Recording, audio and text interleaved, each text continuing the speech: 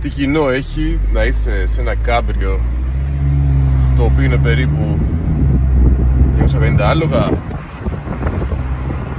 με το να παίζεις στο θέατρο ή να έχεις παίξει ας πούμε κάπου στη τηλεόραση και να σε αναγνωρίζουν.